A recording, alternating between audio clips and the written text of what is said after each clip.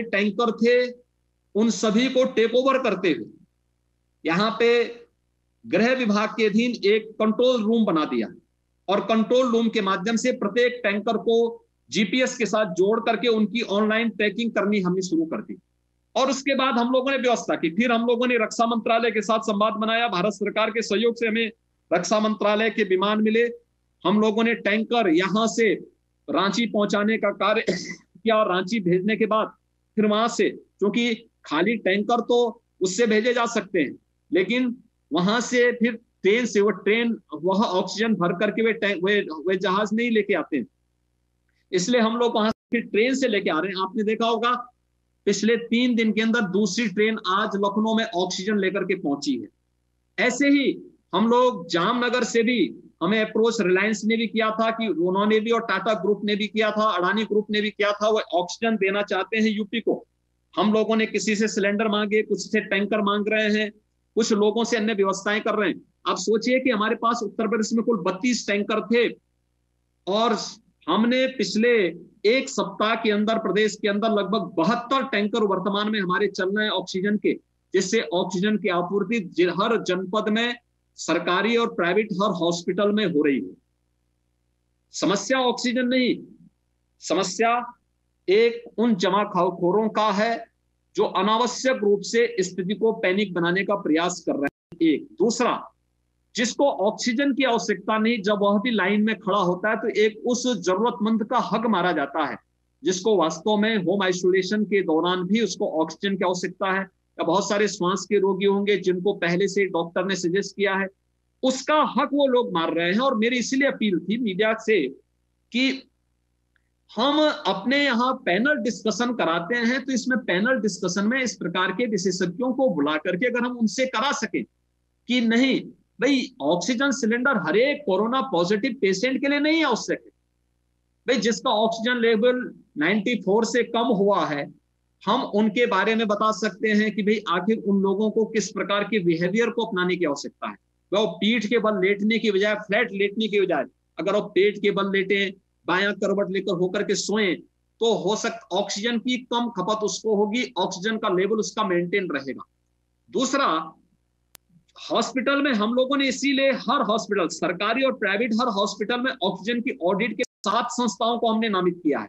IIT Kanpur, IIT BHU, IIM Lucknow, AKTU Lucknow, Madan Mohan Malviya प्रौद्योगिकी विश्वविद्यालय Gorakhpur, Motilal Nehru regional engineering college आपका प्रयागराज और एचबीटीयू कानपुर, इन सब 7 संस्थाओं को हम लोगों ने इसके लिए पूरे प्रदेश के अंदर हर जनपद की, हर हॉस्पिटल की ऑक्सीजन ऑडिट करवाने के लिए भी कहा है। क्योंकि हो क्या रहा है, हॉस्पिटल में एचएफएनसी कभी कभी पेशेंट अपने आप उस रेगुलेटर को ज्यादा कर दे रहा है, उसकी आवश्यकता नहीं लेकिन वो ज्यादा कर रहा है।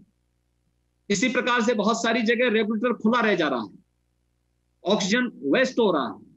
ऑक्सीजन के वेस्ट को बचाना और उस वेस्ट ऑक्सीजन को, जो वेस्ट होने से बच रही उस ऑक्सीजन का उपयोग अन्य जरूरतमंदों को हो सके, इसीलिए ये ऑक्सीजन ऑडिट की कार्रवाई हम पूरे प्रदेश के अंदर हमारी वर्तमान में चल रही है। ये कार्य भी हम लोग इसके साथ इसीलिए जोड़ चुके हैं।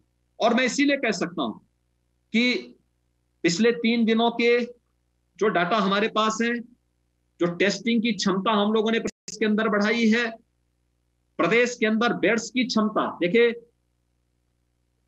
मौजूदा स्थिति में ही नहीं, हम लोग सेकंड और थर्ड वेव के लिए भी तैयार हैं। और मैं इस बात को कह सकता हूं कि हम लोगों ने हर एक जनपद को मौजूदा जितनी उनकी बेड्स की क्षमता है उसको दुगना करने के लिए पहले से आदेश किया है कि आप बढ़ाइए। लेकिन समस्या केवल बेड्स बढ़ाने की नहीं है, बेड्स तो हमारे पास पर्याप्त हैं, उसमें ऑक्सीजन की आपूर्ति भी अनवरत रूप से बनी रहे, इसके बारे में भी उनको कहा गया है। ट्रेन्ड मैन पावर हो, इसके लिए भी उनको किया गया, इनके लिए भी पहले से ही सभी जनपदों को पैसा भी दिया गया है और जिलाधिकारी और मंडलायुक्तों को इस बारे में कहा गया कि वे लोग इस प्रक्रिया को वहां पर तेजी के साथ आगे बढ़ाने का कार्य करें।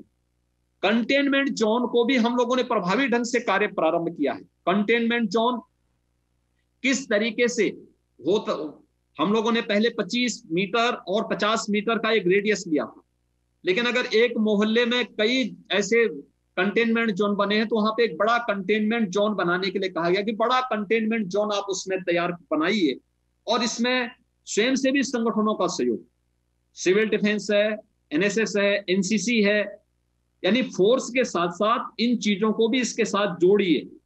ग्लव्स, मास्क को अनिवार्य करने की दिशा में कार्रवाई, और ये भी किया गया, आपने देखा होगा मास्क के यानी न लगाने पर इन्फोर्समेंट की कार्रवाई को हमने तीव्र किया।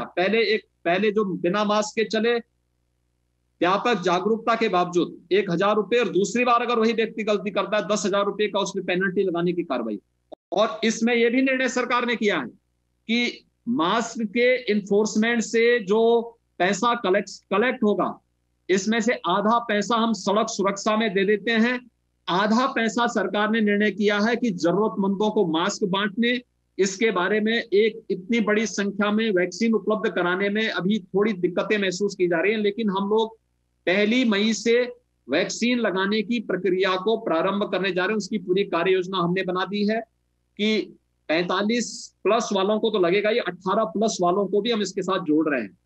इसमें सबसे बड़ी इसमें जो वो चीज हमारे लिए जो चैलेंज होगा वो होगा कि वैक्सीन के वेस्टेज को रोकना और जरूरतमंदों को वैक्सीन मिल जाना।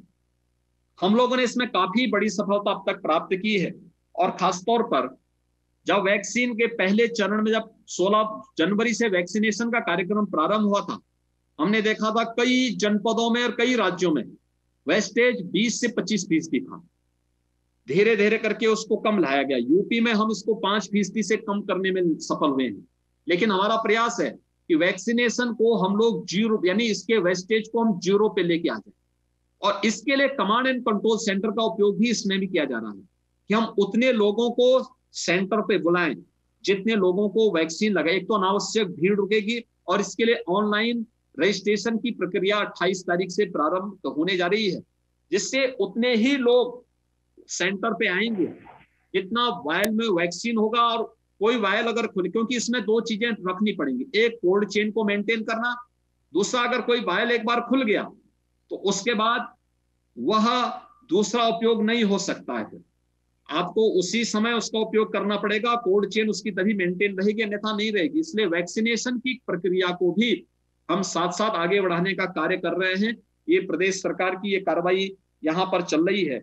मेरी आप सबसे कुछ चीजों पर अनुरोध होगा, और इसमें मीडिया की बहुत बड़ी भूमिका होगी। कल मैंने जानबूझ करके मीडिया के सामने एक भेजा था, एक अपील भेजी थी अपनी तरफ से, कि जिसपे एक बहुत बड़ा काम और एक मानवता का बहुत बड़ा काम हो सकता है, जो मीडिया अगर उस अपील को अपने तरीके से या उससे जुड़े हुए विशेषज्ञों के माध्यम से भी अगर निकाल देगी, बहुत बड़ा काम हो सकता है।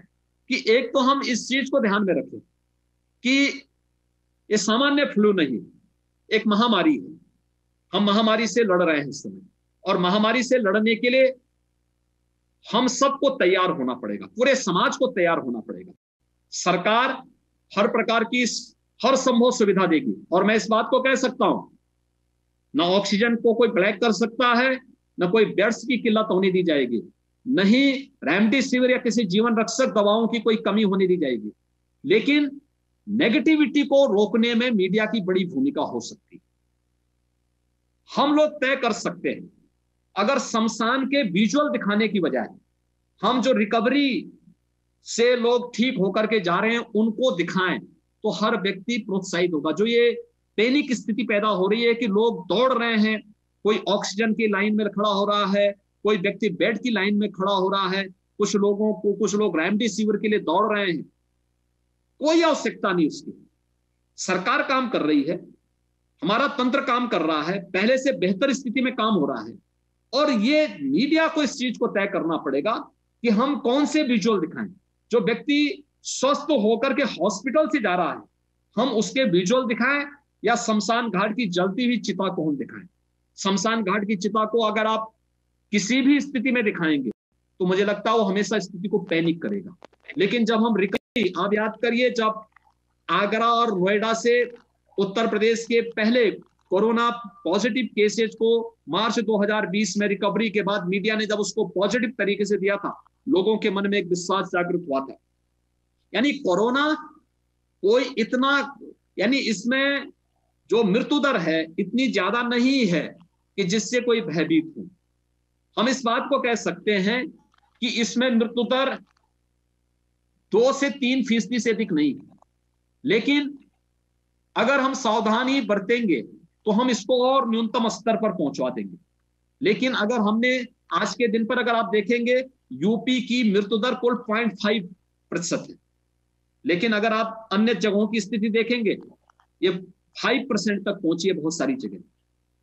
ये चीजें भी आपके सामने इसको देख सकते हैं। दुनिया के अंदर बड़े बड़े देशों का आप देखेंगे, उनके अंदर अच्छा हेल्थ इंफ्रास्ट्रक्चर होने के बावजूद भी उनकी मृत्यु दर इतनी ज्यादा कैसे? इसलिए जो चीज अपने यहाँ अच्छी हो रही है उसको अगर हम लोगों के सामने अच्छे ढंग से प्रस्तुत करने का प्रयास करेंगे, एक तो ये चीजें उसमें बहुत बड़ी भूमिका का निर्वहन कर सकती है। दूसरा, धैर्य से चैलेंज को फेस करना।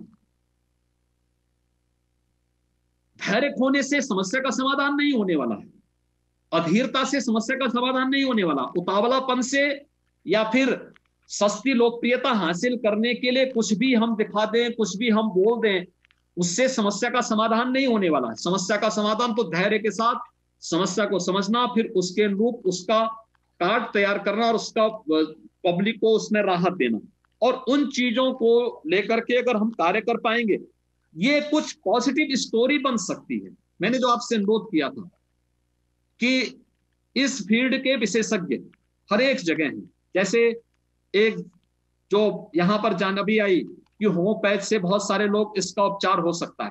होम्योपैथ के कुछ विशेषज्ञों को हम पैनल डिस्कशन में बिठा सकते हैं, उनके द्वारा भी बताया जा सकता है क्या हो सकता है। आयुर्वेद के जो नुस्खे हैं उनके माध्यम से भी क्या चीजें, इम्यूनिटी बढ़ाने के लिए क्या किया जा सकता है, इसके बारे में बताया जा सकता है। अच्छे चिकित्सा विशेषज्ञ आज हमारे पास हैं जिनके पास पिछले 1 वर्ष का एक्सपीरियंस है, जिन्होंने 1 वर्ष के अंदर इसमें बहुत अच्छा काम किया है।